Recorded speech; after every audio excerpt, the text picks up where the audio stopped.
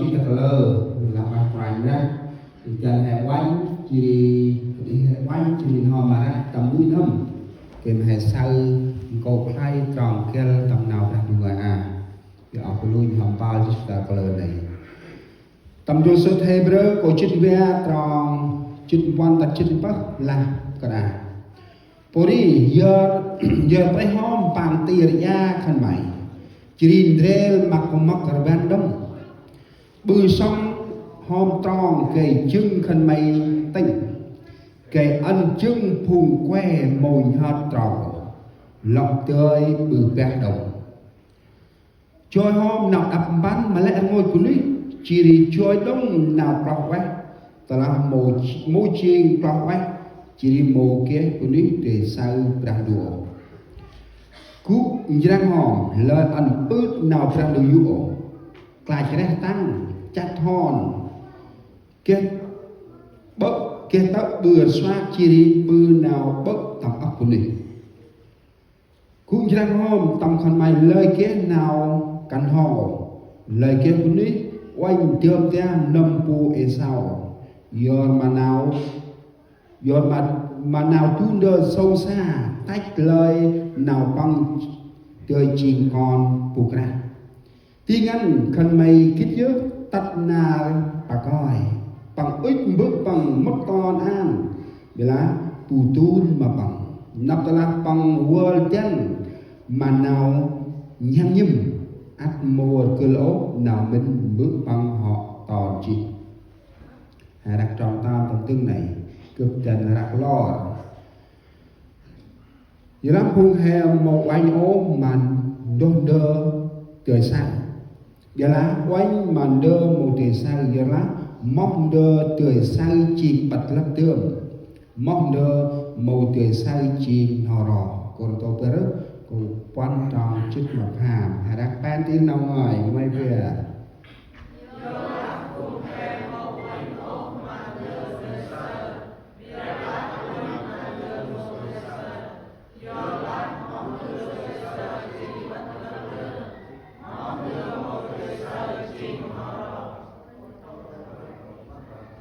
đặt nào cũng đánh đồng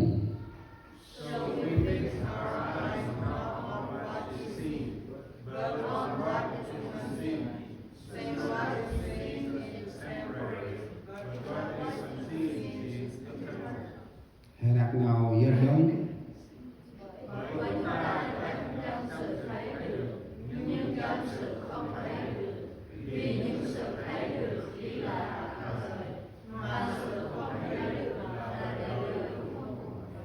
Amen. Học ác chân hay cú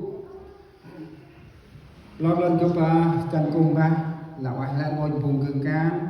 lão ai là ngồi vùng cho kia mặt dương ba còn một nồi áo thì lão ai prang du đông chụp mát hay kia mặt riêng ta chỉ ngót đông ono hay một kia mặt ta run thì giờ là nào ta run đi prang du hay thôi đi chỉ là roh turnak và bằng roh ngân thì lão ai prang du hay cái mặt trên oi ấy chỉ dùng ra một loài đó thì này chỉ nào mà thì cướp đông cá đông mà nghi ra hè thì ăn hè rồi nào tập ơn bữa sáng thì là nghi ra đua hè quay oi lắc mồ tập ơn đắc mồ sinh mồ ngún và sinh mồ thì ăn hè mất mồ này ta lát nghi ra hè tầm sinh môn lạc mùa run sinh môn ôi đấy chỉ đi hè tam tức chỉ đặt rồi con cho chọn trang hình mục hình mặt cả sọ cả xì hẹp hay tắt ta nghi ra ơi chọn ngăn chọn lên hay tập ham môn quan chân răng chân ram đứt nè bà hay hàn trẻ ta bà hay tầm bưng ngoi đã ono phùng cho một con ông hạt tát tá cùng gấp chỉ ta xét chết coi một chỉ cái ôi chỉ cái ông hai bự cái này thì đã đây một đứa thì là hai hạt tát tá chỉ đi hai chết 5 minute thì ăn tầm mắc ono chỉ giờ là tu có 2 ngày là thành công ta là khi tầm bớt tầm cây tầm rong tầm mặt hòn tầm mặt nơ rằng phùng cho hai ăn chết 5 minute nè cái mà tầm ốp chu khăn chỉ là can đặc sản bài làm vương nay trình mồm kia là ăn mày lão hay tắt ông phim coi chỉ hay ông tắt tại xương để cùng góp coi video hay mà qua vì mà hay một cái ôm mong nào kia nào chi nào tắt tầm băng hay một ngày hay đâu người tụi mình mà hay lý là I don't care what you going on mỏ cái này mong nào hành tây bao nhiêu coi thì nát sam hay tầm quanh ra như tầm chết pram đến ăn mà còn phùng cho tầm ốp chụp khăn loại lang dơ qua ốp mòn thì ta lang ra ăn mông cái tim mông này thì hai cái lòng tắt ta này cũng gơ tu cha bà ma hay một khách ốp một khách hello how you thì bằng ốp nào này hà tây mang bự nào phải ăn cái rong một phùng cho mang tập bé mà mày nào thì hè đi sao cũng mà ốp đấy mong nào quanh ra là ăn mẹ rong một cùng chiều mình và hay nào ăn mồ trên 30 lên đây ăn mà ăn nào hè this morning every Sunday là nó ăn mồ mà nó hay nào nâng đường xin một vụ ăn nào mà ít mà sao hay nào ít mà ốp đúng thì hay hành bị coi mà là hành cứ gơ phải bùm tim ít ốp nhưng con ăn hôm sau thì chỉ bằng sức rồi chỉ nào này ăn ngọt cứเป็นngon luôn là một sạc này cướp rap nào ra người tì mà hè bước ôi tầm 5 môn ôi là nào 5 môn cướp tức chứ chỉ là chơi tức này là mà của anh xuất sinh ra là chỉ gần là hết nó cướp lòng sạc bích bất bị turun ngal đấy mà tức tai thì ông có tay là mày là ra nhá thì ẩm tức của này là giật mong môi cả hạt ẩm tức của này mỏ của đây mô can tức ắt 5 môn đông chỉ hạt cho ăn cực tức ắt 5 môn đông chỉ tầm thu nào bằng nào rau không muốn hoàn chọn mà rất nào bằng người gần hai kia nào tây ôi ăn ô có đây là hana ở đưa tầm thu con ngọc cực ít mà tu ít mà lách tu nó ra một quay và lên đấy họ bắt rồi là càng họ nằm ôi là con ắt 5 môn đông kể mà kia nào bằng người ra phải ôi à pi mà hè chân ông đâu hai cái kinh bút sao cũng cực kia nằm xoan chặt ra nào ra người cái mà kia nào ra người thằng áp ôi cái mỹ kinh tụi mình mà cực minh cái nào lo cho tôi là sẽ tại chơi cực rap pro nào ra người ướt mà còn in rap mong đưa xa hè mạng tỏi pa tu lanh mình đưa kia hạt rồng này mình đưa xa ăn con xa ra mình đưa ăn sai xa ra mặc đẹp mà ra cơm có đấy cơm rap nào ra người đi trong phố áp nào có cơm rap mà đưa nào ra người mà cái phố nào thì nơi chuyện trước tầm cực ở đây thì chân ông nào hè cái bữa sau mà cơm đúng cái mà cơm nhai tầm càn phải ra tắt ai đi cơm ôi cho không oanh sai thường cơm cú ta là ngài làm bla chỉ một cái đường vàng vốn rồi xét ăn cật nẹt đông một cái nào tầm cực đi cái mà này cả giác nào ra ngoài thì cái mà sa cả hoàng nghi tầm nào ra ngoài ok hẹp lắm rồi đi hè học áp ra đường hồng hè quanh nào ra ngoài trái tầm nào hè ra tròn phòng nước lại tôi chỉ mi cho bạn lên bật làm rồi thì tròn tóc ăn mà hè như là phùng hè màu oanh ô màn đơ tươi xanh mong là phải ra là nào như là phùng hè màu oanh ô màn đơ tươi xanh phùng hè tại lễ mũi chìm hay sao cho làm phùng hè màu oanh ô màn đơ tươi xanh thì lẽ nào bên ngoài là lẽ ngồi còn đi hè là em mà phùng tròi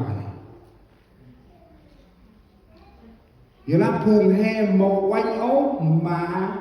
đơ tươi xanh màu trình lá mà lẽ ngôi tụi niệu ai trình rốt xuất nào ngoài ơi lá em mà bôi phùng trong nào khẩn bằng oanh đơ nè tôi ấm bằng trình tin đơ nó mà khẩn bằng một là trình đơ bật lật tưởng trình đơ nó mà khẩn đến một là bật lật tưởng nên tôi mong trình nên tôi một tác con cướp là nên tôi chỉ con là này nè tôi ai chịu đọc cái này về biết chưa ý nào ra được người là trong ai chịu trong tám ai chịu cùng hem một quái nhố mà đơ trời say thật là hút nên hè kia tâm hè ấp tâm hè bôi tâm hè cái nông bật lật jadi oi ana ai khăn ý ông nô phùng cho lẽ ngôi trẻ tắt ta lẽ khăn ý mô tình joy đơ y màu xanh. Chúng ta sáng hôm nay đến với hội thánh và thờ phượng Chúa sáng hôm nay chúng ta không phải tìm kiếm những gì thế gian thấy. Hè tình joy môi chiên nên tu sao. Lạc cụ lạc khăn ý muốn nhớ cho ông men mặt tràn ra nè mô âm men sáng ép tràn ra. Ý ta ra nữa hãy cho mặc quanh ra nơm hay màu xanh. Thôi mai ta quanh ra history tâm là chỉ ta là cực sâu quanh ra chỉ cực bịch lốc ta phong quẹt bằng lấy tóc ý sốt ra mấy cực cho đó. Mà mình dù là thôi mà phùng màu xanh cho mà cực chìm quay lên đàn nơm hoặc sao chị. Nên là ông nó nạp quanh ra là Paul phùng cho hè môi chìm quanh đơ y trời say, dạ quanh mà đơ một trời say, dạ là mong đơ hay y say, mong nào phải đặt chìm bắt lát tương, mong đơ hay một trời say chìm họ đó, là thằng em chỉ gặp tình trôi đơ y màu say, tìm kiếm những gì chúng ta không thấy, đó là đời. Là hè tình riêng. Buộc nào hẹn tay ở đấy mắt quanh hôm mà nào đi nó hãy chăm sóc về sự sống đời đời mắt quanh hôm mà nào đi nó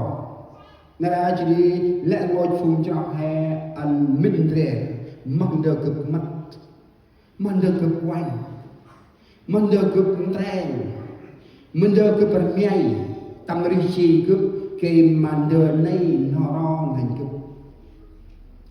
khá ta là cái này kia con mâu chìm con này cũng nó ron mà cái này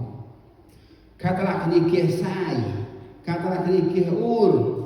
mâu ông đơm này chìm nó ron mà cái này khá ta là cái này kia nghĩ kia trắc kia lẽ ngôi trắc đờ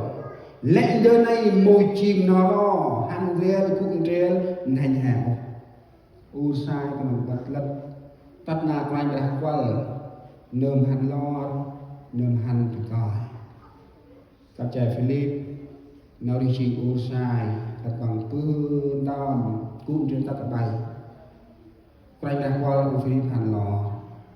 trẻ Philip cũng phải coi môi trình usai ono prakrel lệnh đưa hai cái môi trình đưa nó này Jadi nara ông cứ bích ăn mà hè lại ngồi phùng cho hè minh rèn mất quanh hòm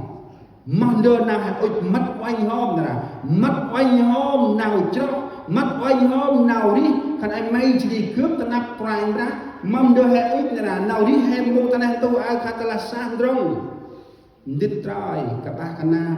mô chín nò rò nè anh hè mất quanh hòm mà nào đi nó ro tu na cầu đức hai hai năm từng cứ ta nào là ta lại là quanh mắt hôm mà nó đi nó ro mong chịu cứ quanh tròn hắn mà nào cho bỏ phù này quanh tròn hắn nào cho bỏ phù hắn ra ta là khăn ấy kít quanh mà nó đi nó ro y nào tròn hay cho tức là dần như là bước đường đức tin của chúng ta sáng hôm nay và mỗi ngày trước mặt vô như thế nào y tròn hắn tầm nào cho tầm áp na đã tròn ra mơ bự hè cả ta tầm tròn ra mà hè già tầm tròn chết mà bia hè ra cũng chưa ta mà hay sai cho nên là cũng rèn ngoài phải à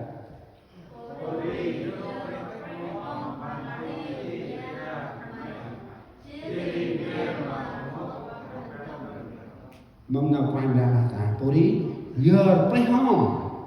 bàn tì ra khẩn mày chỉ riêng dễ mà có mắc Arabian đồng Arabian này có mắc Arabian dân thế là hãy giơ lên, hãy giơ bàn tay yếu đuối của anh em lên luôn cả đầu gối lồng lẻo nữa.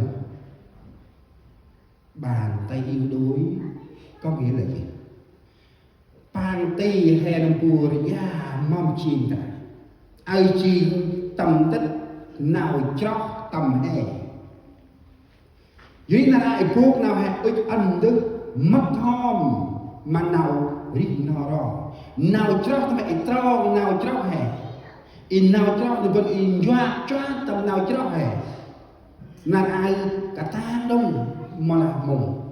in doa choa nào chóc hè là ai rap chép đông mà là hai phút tầm nào qua tây nào là ai lấy chỉ được nào phải ra giờ play home bằng tiền giá phần này giờ play ai nằm pu bằng tiền hay nằm pu giá là giá ai nằm pu là bằng tay hay là roi ngân là giá ngân được còn dân thì yếu đuối thì nằm pu tay này bằng một ít lắc can rồi bữa ba ít cái ngài bữa ngài bắt Isaac cả cơ Iper pang lek na pang ngoi này chi quay ngân ya e sắc pang ku agam ngài yết na pang ra pang a ya pray hom pang tiria tâm đất ăn khăn mày cha hom nào đi chi hay tầm nào cả yết mặt quài ra i cũng mắc korban dong cũng mắc korban tâm đất mà đi chi dong mana wataria an hemin nana trong nào chóc còn em ấy chỉ đi cướp tận áp đu tầm áp mông áp nar tầm áp tất ở bên gum mầm hemin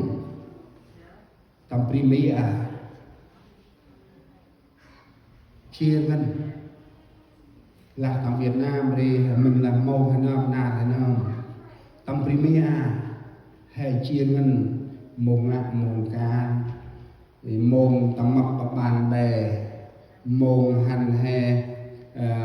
hành shopping chỉ hành đồ ăn đâu đi môn đi đông bàn bè hè nó buồn nè chả bao lương và sinh nhật party everything that excuse còn ông Việt Nam là đang là bất thường tâm nam này đông ông nói bạn dùng bol là mình chả hay chả bao lương bao là party mà phần bằng môn đó đông nghi ra hè Ipikoi grana tarbun grana musam itam hanam dong ching bol pra itam nam hanam dong ching ipuk leo kan itam hanam dong chi phung chok tala roh he bol pra tam bian ma nam đi grind nam ti dong chi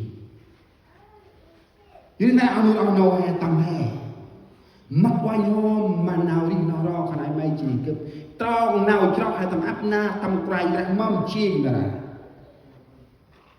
khi mình lên đấy chỉ lên trên mà nào bằng người ở mâm hay chim tầm áp quay ra nào hay chọc tròn chít mà phải trong tương ở đồng thế là đang thế yêu hay cụ tiêu mà chỉ một ai chỉ biết ngoài về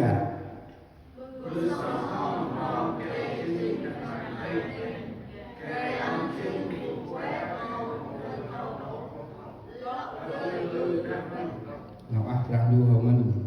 bư sông hòm tròn cây chân khăn mây thành ta là nuôi hầm hè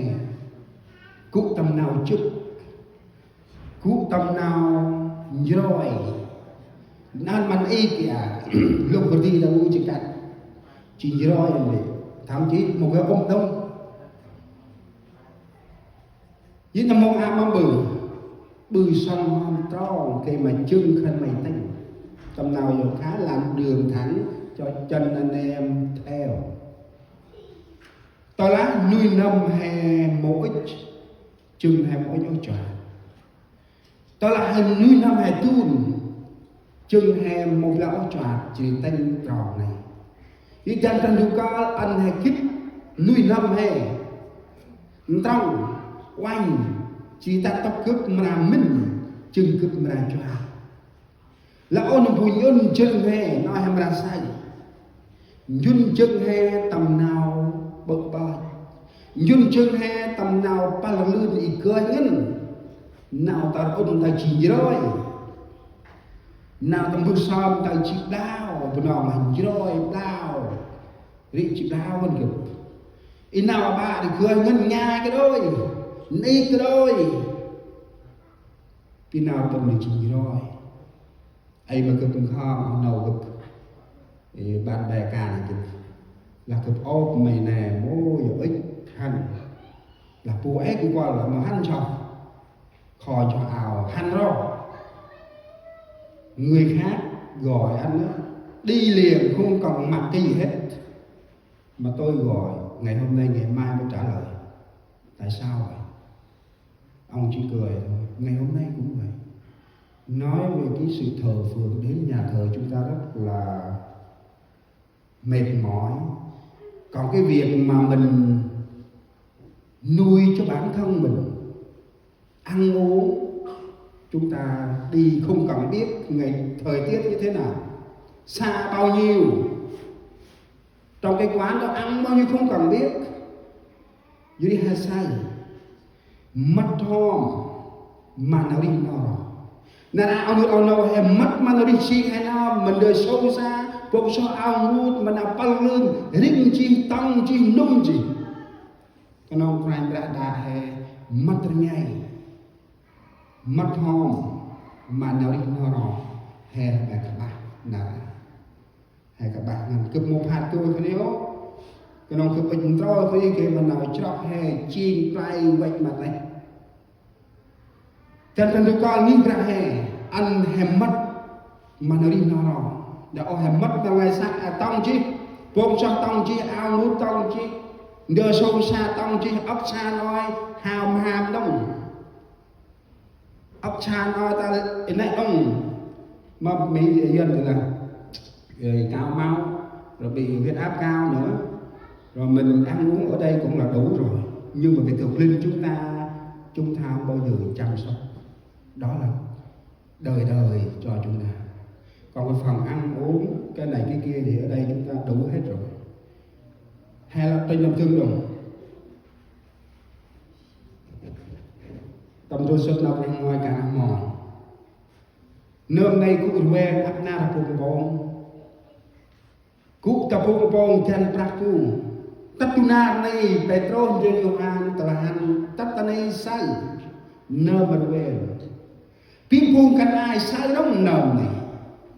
nơ quen này cũng tập phùng bông này chỉ đi một cái ni la một cái ni cha một cái ni tết ta là cái sai trong bao trong này ta trong hàng thêm một cái trăm điều ăn một mai cái nó hình kia mong mai mình suy ăn mình tức họ nó hãy quanh rồi sức nào phải nói à cái nó mòn của ba trong hàng hay đặt tài chứ mà hay cụ thường ngoài cái à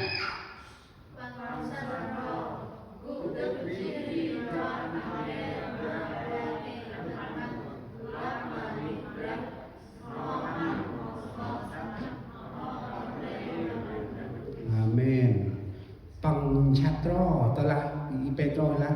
ta mặc mai là sri anh mình tức họ bằng chặt rõ cụ tức chỉ đi cho hắn về mà bé hay khăn bằng lắc mà nhìn ra nó hắn nó chắc nó tầm mặt này mà phải được nó tâm he ta là nó chỉ nghe là phun cho anh là một đây ô phùng ở về tầm nào cho một đây ôm phùng cho hay là nhà thân bằng ắt cứu ta nhìn ra từng phù tu hay nợ ai quên người này cũng đứng ở trong ngay trước cửa hội thánh nhưng mỗi ngày ông chỉ ngồi đó thôi ngày hôm nay không ít con cái Chúa đời sống thuộc linh đã bị liệt không còn đứng nữa làm một đấy ông phùng cho hay nào cho khăn băng lợ quen chỉ nhà khăn băng tất cả nghĩ ra nhà khăn băng tao vẫn mưa sớm nhà nào cho tâm khăn băng ý quê khăn băng họ ở quen chỉ ta mong prai này cái thì ăn cái này mấy chỉ cướp chơi tức han nào prai là cú tức chỉ cho than về mà bé đây căn băng lo chỉ đến tao han đồng lap mà nhìn ra dược bạc mà prai đủ no mà han no man sắc no mà tâm này mà prai đủ nay chỉ nào hè sau nào này cứ một mình ô hè tầm nào được rồi trong năm rồi tháng rồi chúng ta đang sống đức tin chúng ta tức là thuộc lên chúng ta đang liệt mong rằng hôm nay năm nay tháng này tôi sẽ được đứng lên tâu vinh Đức Chúa Trời cứ với lại bơ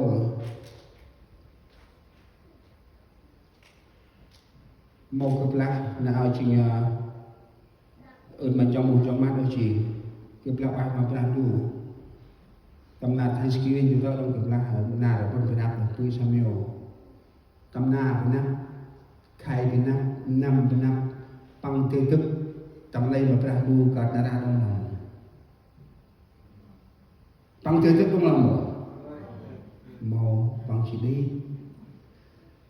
bằng trong đông là đông đông một sao đông về bằng một chai bằng một tiêu chai ngói thậm chí hành tại chai cũng chịu khỏi bằng cái đó là bằng một lao đông ngồi chỉ tất ra bằng tiêu ngói là quạt mà phải đua ở đưa là nó hay tức bao điều tầm này mà phải nào đây hay sao nào đây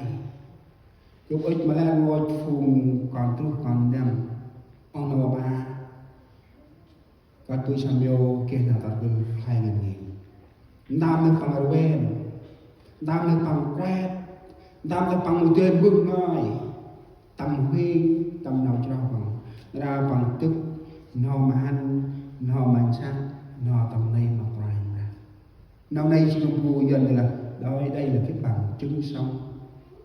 nhiều người hôm nay chúng ta đang sống trong sự đời sống thuộc linh chúng ta đang liệt đang ngồi ở đó không dám đứng lên để nói những gì chúng ta đang ấp ủ trong lòng hay ông phụ nào đi chiên hay ta hôm nay trước gắn ngon tâm đi chiên hay một tiền ngon một tiền vương như đi nam ăn ông tức chiên họ mà ăn họ mà tức họ tầm đây mà trai ra mất mà nghi đang đôi chỉ tầm đây mà trai ra cho đâm phương về mắt quanh họ mà đi nó phương về quanh tài họ nào đi phùng hay áp na quanh tài hôm rồi đi phùng hay áp na ơn nó nổ tao chích một con mâm nào quanh là tao chích con hay ra không thể chơi họ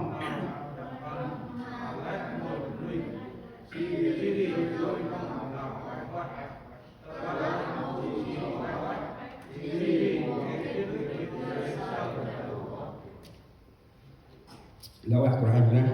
ngoái nào của anh ra đã hè trôi nào đập bàn mà lên ngồi của mình này xin nào đi xin áp na nào đi xin hay là ấp của mình là mồi trôi có nào đập bàn trôi nào tầm cái này ấp lên trôi nào tầm mưa trôi nào tầm mót trôi nào tầm cát khai ta là hai tầm pin mỹ cho mặc quanh ra ấp lên hào lít lưỡi này đi nạp quanh ra ta ăn lẽ ngôi là hai trình phùng cho mặc quanh ra trời hôm nạp đập bắn mà lẽ ngôi chúng đi cướp này chạy lên cướp trời đập bắn đông bằng trời đông cho nên ga hay lên kẻo đập bắn ta tầm mọc ta là cướp đập bằng trời nào cướp coi bằng chạy lên đá tôi chỉ mi nói với cô anh trai phim này môi bằng này ướt mà tôi chỉ biết là coi tay mà trai phim thì chỉ nói ta ra đây hết thì môi có tầm mọc môi kia nó bắn nó tầm mọc cắt nạt thì cả chỉ nằm bu hết cái nào chỉ đi vậy là cái này là nung ra quay ta đã bao giờ trôi nào cái mà róc nào đập bắn chỉ nào đập bắn nào ở đâu đi mà bơi lo chỉ này nở lẽ ngồi coi quý hình là trong đồ sắp nào ngoài mà thì có bé sinh quan trong chuyện về nào ti tầm là hào lim ấp tầm tâm puni he là nào rong này chỉ nó rong là anh hệ anh nào đi chinh áp na nào áp ban anh hay cho họ áp ban lẽ ngồi puni he chỉ đông mong nào anh là tao về đồng chơi đông nào bảo quay ta là một chiên bảo quay chỉ một cái puni cười say brang lúa do sốt ma thưa có pram tròn pram quét ma ngân mà bú nó kia mình làm bảo quay mẹ ra khăn bắn mà say brang lúa tâm do sốt nào bên ngoài chơi đông nào bảo quay tờ lá mô chiên bảo quét chỉ đi mô kiếp đi tươi say brang lúa nào đi chiên hay tầm áp mông na hay mông mất ố nào đi chiên nào cũng ngao cào sai nào ý quét mông mất quay ố nào đi chiên tầm áp mông na tầm nào chót và dứt mặt hoài ra hè bao minh mà nào u a rung răng màu cho ố nào đắp bắn màu cho ố nào tầm ngập màu cho ố nào tầm cô màu cho ố nào đứt chiên kì mà nào cho nô ai yu đi chỉ đi kia đắp bắn dèm lên ô chênh ốt nuôi ngâm cọ quét cái sao quay con đánh ra chu mora mo bùn bốc ai tìm đi mora ôm phung tầm nát tầm tre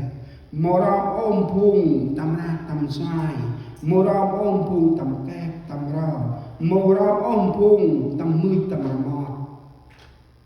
nó ra ông nào chơi hôm nào quay chơi hôm nào đập măng tôi làm môi chiên qua quá chỉ đi môi thì sao brang đủ hay sao tầm rau chín brang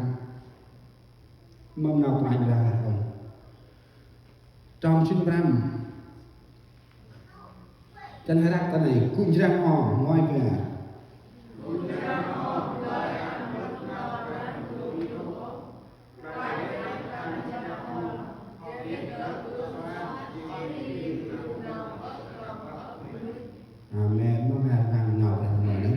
cũng ra ngon là ăn bứt nào brang đủ yếu hay sao nào phải là ăn bứt nào brang đủ yếu nào brang đủ yếu màu các bạn ăn cái gì ở bên nào của nó mà nào brang đủ yếu màu các bạn ăn đến của Chúa không bao giờ thiếu cho chúng ta nhưng chúng ta làm cho ân điển Chúa thiếu với chúng ta. Nằm phụ nào phải là ăn bớt nào phải nào giúp phải ra màu cả bác ô đài màu tông ô đài vậy là hè nôm bư nào giúp phải ra nhai đài Adam Eva tôi khăn bằng cú tầm vườn Eden nào giúp phải ra ân mà khăn bằng mẹ lên tôi cũng tầm vườn Eden ấy chỉ khẩn bằng là bừng không nào praktik bích ta tộc này nào giúp quay ra ăn mà khẩn bằng màu tòng nào quay ra giúp ăn mà khẩn bằng tông để khẩn bằng là mắt lôi khẩn bằng là mắt lôi kê mình được nào này chỉ ướt mà khẩn bằng kê mà tết ít mà quay ra mồm chai ôm như là tầm khẩn bằng nào ti như thế sao là cài chết tăng hòn chắc hòn kia bực kia tắc bừ xoa chỉ đi bừ nào bực thầm ấp của mình tờ là nào tí chắc hòn tầm này giờ này xoa khẻ tắt hệ mùi chai ô hành mà quài này mô a hay sáng nào ra ngoài cái mình tí lại ngồi trẻ chẳng cần được có anh nghĩ ra hai từ sau mong cấp chiên là nào giúp quay ra nung anh mà cấp đông một là một nào giúp quay ra anh hay nung cái là cấp mất nào giúp quay ra đấy chỉ đã cấp là này tu ai đông là một nào giúp quay ra anh hay tầm như suy tất như suy cơn gặp hết tới sinh ra nung chỉ tông chỉ hay một hôm đó là tại và hay nào hay nó đã nào giúp quay ra này hay sắp tương đông nào mà hay tu tiền mà được kia tầm hai tiếng hai tu tiền thì vua hay sao rẻ tăng chặt hòn nào tí chặt hòn tầm hè ta thật xa kìa ta thấy chỉ rồi nào ta đun ta thấy chiên roi nào bùi sam thì nó buồn nào bùi bớt thằng áp của ní ăn qua bùi hay tay ní ăn qua bùi hay khét của ní ăn qua bùi hay black blur ăn qua bùi hay cung ngao cao sai mồm tầm ti bài nào rành ra bịch hay ăn tầm cơn bé xây tà lợi bư róc nào hay tầm cùng hẹp đừng làm mất giá trị trong chúng ta. Esau là con trưởng nam trong gia đình có 2 đứa con. Mong chi khẩn bằng mong chi Esau ta hay sa trồng chít rau đây chân hay quanh kia chỉ để đặt là ngoài về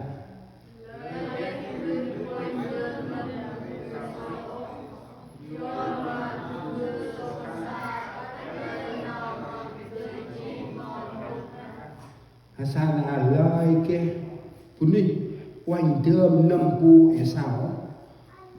do mà nào do mà tuôn đơ sâu xa tách lời nào bằng từ chiên con cuộc này tâm nào dân thì là cũng đừng có ai khi lên như Esau chỉ vì một món ăn mà bán quyền con trưởng các ông đơ sâu xa đơ xa này các ông tu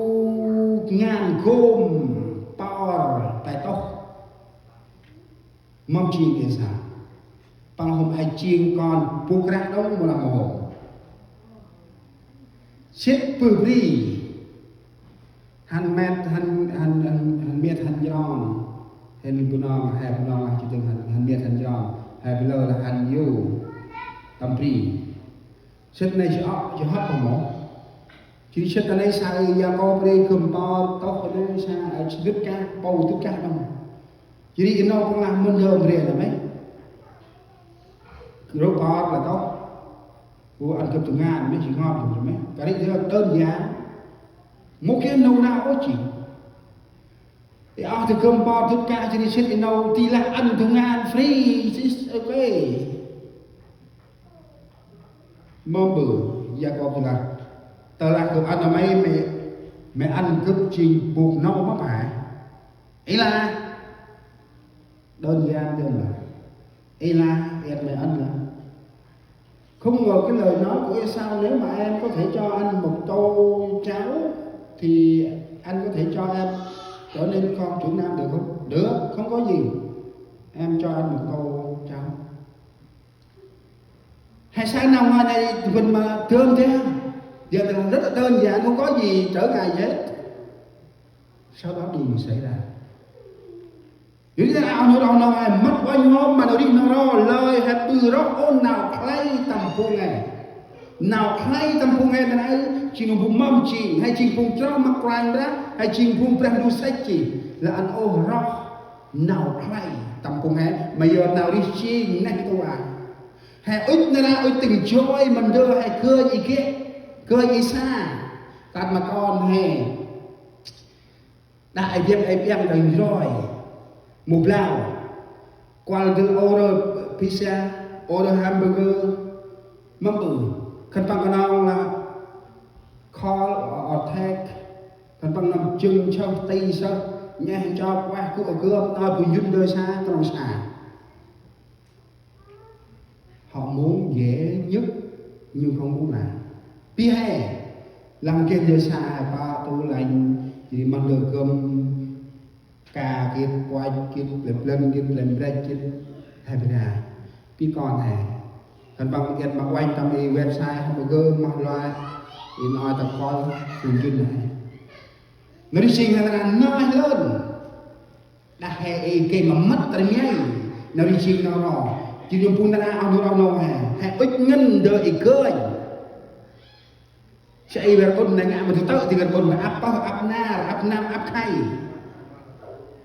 cái sự thờ phượng cái đến nhà thờ đâu phải ngày hôm nay là xong đâu ngày tuần tới tháng tới năm tới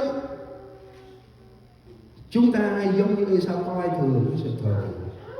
coi thường cái giá trị chính ông ta Nên là thằng bên ông là ô hệ uỳnh tiêm đi chi nghe là tu na thằng ai mấy chi tầm cốt đã quay ra thằng nghìn đang đu chép đơn nuôi năm bơm buông ra tầm này mà quay ra mông này chỉ hay thằng nào mông này chỉ nào tuân lạc mà thằng này lần ô hệ thằng này nó bu là ai chỉ rồi tao con bằng cái ta ta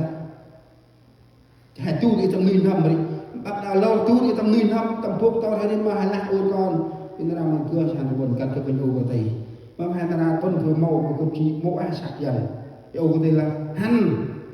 một cái hắn hay ôm thôi cái này thì cướp hắn là chay cướp hắn là chay thằng mà cướp thì mà qua là bị hơn rồi mang hắn là con người thì cặp bắt ra thì mang hắn là con cái cướp đấy ô của thầy là hắn chỉ là hắn ô thì trai mà làm mày là hắn làm mày qua của thầy cướp thì làm mày chấp của thầy mày cầm cướp thì là nhị nhạc cũng một ai làm sạc cướp lên hành sâu đi nào nữa sâu là còn một sàm la chừng hành gì rồi ra đi hẹp la tắt tụ hay cả hay cũng tầm sư gặp cơ bên nam a căn hệ này là program bên nam tắt itu hay bên hay buông pra tầm a đông to để làm pra là rõ là bạn ấy thì ngon mắm bữa nào này hẹp bữa rồi nào play rồi nào hẹp bao mà prap quan rồi xin mày sang ốc lên chỉ hẹp quanh đợi in nào play rồi mày nụ phụ e sao ai rồi mà đưa sông xa anh đi ao và anh thu ngàn gồm xa ao mà đâu nói ta mong chỉ đi mà tắt in bước làm tóc quay mà đưa e sao vô ipanam ai vô tầm đi ya câu thì yêu quay về nha bước thừa mày sao bước lại dòng thì mày sao mâu là ti cướp là sao việc đi po chầm chừng po tầm tây po bước của bạn thì thì hơi sạc mẹ sao ấy ha nào ngồi đi có bà lại bước của ba cư tầm nào chỉ là sao thì sạc mẹ sao buông ngờ thì giờ thôi mà mình bước vào tuôn đông bằng mắt đòn mà bằng đây mà làm bước bằng mắt đòn bước sau mắt đòn mà giờ cô chỉ ý sao sẽ bước quanh bước bài hết giờ tu ngàn plat thì tôi nói là ngàn dĩa bước sao bước mày đi cứ phải sao hả chứ nếu lâu mà ăn ôi nữa màu ti ao mau cực ta mau đi mau bằng chỉ ta mau đi mau bằng chỉ mà vừa này để sao mà ăn là ngọt nào hai bằng hôm ai cũng tâm băng là tu chỉ nay chiên nào đi chiên hay là thằng bạn tuôn mông của ngào cào sai cho đi chiên hay anh đã quanh taต้องkhai lo rồi tầm đôi sức mà thì gồm nào trong bài chúng ta lo lên mong nào phải là lo lên ăn về tình chuối mà đi chuối bon đấy trên lưng là bon đi đánh lên đầu bon đánh tràn lưng này chỉ tộc nó đi nó rõ hay là đồng tầm cái thứ là lo là đủ ngoài về chi nhân ngoài về